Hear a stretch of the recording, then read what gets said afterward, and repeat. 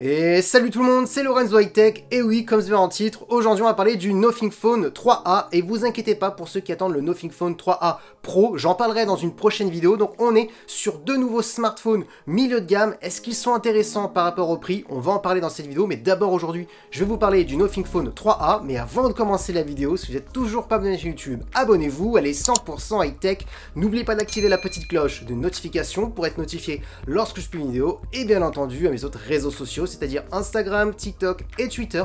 Tous les liens seront en bas dans la description. Du coup, commençons par le design. Alors personnellement, je vous cache pas que Nothing, c'est une marque que j'apprécie énormément au niveau de son originalité, au niveau du design, parce que oui, c'est la seule marque qui est un petit peu originale. Alors après, on aime ou on n'aime pas, là c'est une question de goût. Dites-moi d'ailleurs ce que vous en pensez en commentaire. Alors moi j'aime beaucoup ce côté où on voit un petit peu les composants à l'arrière. Alors bien entendu, c'est factice, ce n'est pas les vrais composants, on le sait maintenant depuis un bon bout de temps, mais en tout cas voilà, je trouve que c'est plutôt original, notamment aussi les LED qu'on retrouve au dos du smartphone. Je trouve que c'est plutôt bien fait, donc vraiment dites-moi ce que vous en pensez en commentaire. Donc on garde bien entendu l'originalité sur ce Nothing Phone 3A en termes de design. Maintenant on attaque tout de suite les caractéristiques de la face avant. On a une grande diagonale de 6,77 pouces avec une très bonne définition Full HD+, accompagnée par une technologie d'écran AMOLED et accompagnée par un taux de rafraîchissement de 100 Hz. Alors attention, on n'est pas sur une dalle LTPO qui permet de descendre de 1 Hz et monter jusqu'à 120 Hz. Par contre, ce qui est intéressant, c'est qu'on n'est pas non plus sur un 100 Hz classique où on est bloqué entre 60 Hz et 120 Hz.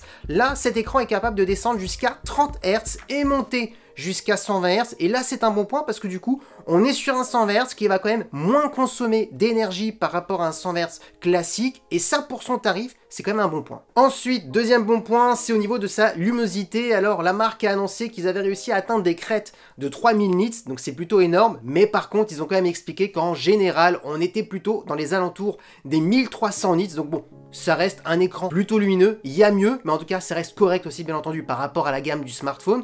Et ensuite au niveau de la caméra frontale, on est sur une caméra de 32 mégapixels, donc oui, on peut le dire, pour l'instant on est sur un bon écran. Maintenant parlons de la partie photo, et c'est souvent le point fort de Nothing, souvent ils font des smartphones avec des bons rapports qualité-prix, et notamment dans le domaine de la photo, et là ça va être le cas pour ce smartphone, parce que oui, quand je vous donnerai le prix, vous verrez que la fiche technique au niveau de la photo est plus qu'intéressante.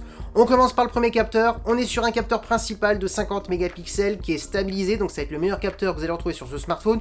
Normalement c'est celui-ci que vous allez le plus utiliser. Ensuite on a un ultra grand angle de 8 mégapixels, donc pour faire des photos à plan large. Et ensuite comme troisième capteur, ce qui est difficile souvent de retrouver un tel capteur par rapport au prix que je vous donnerai en fin de vidéo, et bien c'est un téléobjectif de 50 mégapixels qui va permettre d'avoir un zoom optique jusqu'à x2, et on pourra aller jusqu'à x30 en numérique. Et c'est là vraiment le point fort de ce Nothing Phone 3A, c'est que par rapport au prix que je vous donnerai en fin de vidéo, d'avoir un téléobjectif, il n'y en a quasiment pas sur le marché. Et au niveau de la vidéo, on pourra filmer en 4K en 30 images par seconde. Donc oui, on peut le dire, pour quelqu'un qui recherche un smartphone plutôt polyvalent à petit prix, et bien celui-ci pour l'instant il est plus qu'intéressant. Ensuite, ce qu'il faut savoir, c'est que ce smartphone est certifié IP64, donc ça veut dire qu'il résistera aux éclaboussures, à la pluie, à la poussière, donc voilà, c'est une certification plutôt classique.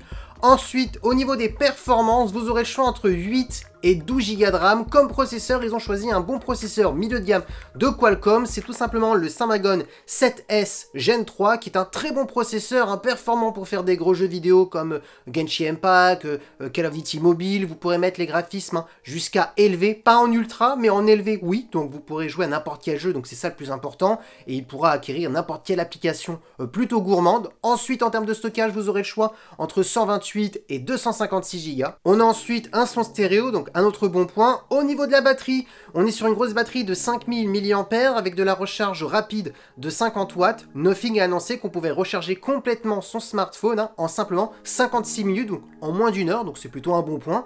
Et ensuite, pour terminer en termes de connectivité, on a de la Wi-Fi 6 et du Bluetooth 5.4. Et oui, maintenant vous voulez le tarif, et bien ce Nothing Phone 3A a été annoncé au tarif de 349 € pour la version à 8 Go de RAM, 128 Go de stockage, et 399 € pour la version 12 Go de RAM et 256 Go de stockage. Donc voilà pourquoi tout à l'heure je vous ai dit au niveau de la photo c'était vraiment intéressant, parce qu'aujourd'hui à partir de 349 €, c'est très difficile de trouver un téléobjectif sur un smartphone et d'avoir aussi autant de bons capteurs, un ultra grand angle, un téléobjectif, un bon capteur principal. Là, on est vraiment sur un smartphone qui est polyvalent dans le domaine de la photo, donc c'est vraiment l'argument numéro 1 de ce smartphone, parce que quand vous regardez chez Xiaomi ou d'autres marques, je ne vais pas annoncer toutes les marques chinoises, mais souvent on met met un macro pour dire voilà, on a 3 capteurs ou 2 capteurs. Souvent, c'est pas intéressant. Et là, on a vraiment 3 capteurs vraiment très utilisables. Donc, c'est un bon point, notamment dans la polyvalence, dans la créativité. Ensuite, deuxième bon argument, c'est l'écran et surtout son 120 Hz adaptatif qui peut descendre de 30 Hz et monter jusqu'à 120. Là aussi, la plupart des smartphones par rapport à ce tarif, on est bloqué à du 60 Hz et du 120 Hz. Là, le fait que l'écran peut descendre aussi bas, ça va beaucoup moins consommer d'énergie. Donc, c'est ça l'autre bon point. Et ensuite, troisième bon point, le processeur qui permet vraiment de rendre ce smartphone vraiment très très polyvalent. Donc, on a des bons points partout. Et là, vous allez me dire, mais c'est quoi alors du coup le point négatif de ce smartphone? Et malheureusement, c'est logiciel, un petit peu comme Xiaomi. Malheureusement, Nothing a annoncé que 3 ans de mise à jour sur ce smartphone et 6 ans de patch de sécurité. Donc ça, c'est heureusement. Mais au niveau des mises à jour majeures, 3 ans, je trouve ça vraiment très limite. C'est vrai que le tarif est quand même plutôt bas, on va pas se le cacher par rapport à la fiche technique, c'est vraiment un bon point. Et aussi son originalité en termes de design qui change un petit peu pour quelqu'un qui veut un renouveau en termes de design, donc c'est le bon point. Mais c'est vrai que les mises à jour 3 ans, je trouve que c'est vraiment très très faible, donc c'est le seul point négatif. Il aurait pu être presque parfait ce smartphone si pourquoi pas Nothing aurait annoncé minimum 4 à 5 ans de mise à jour, j'aurais été un peu plus sympa. Du coup, dites-moi en commentaire si vous êtes d'accord avec ce que je viens de dire en termes de mise à jour, et dites-moi aussi si vous le trouvez intéressant, quelles sont les caractéristiques qui vous intéressent le plus. Parce que oui, la vidéo est terminée, j'espère que la vidéo vous a plu. Si c'est le cas, n'oubliez pas le petit pouce like, de vous abonner sur cette chaîne YouTube et d'activer la petite cloche de notification pour être notifié lorsque je publie une vidéo, et bien entendu à mes autres réseaux sociaux, c'est-à-dire Instagram, TikTok et Twitter. Tous les liens seront en bas dans la description et maintenant je vous dis à très bientôt, c'était Lorenzo High Tech, ciao.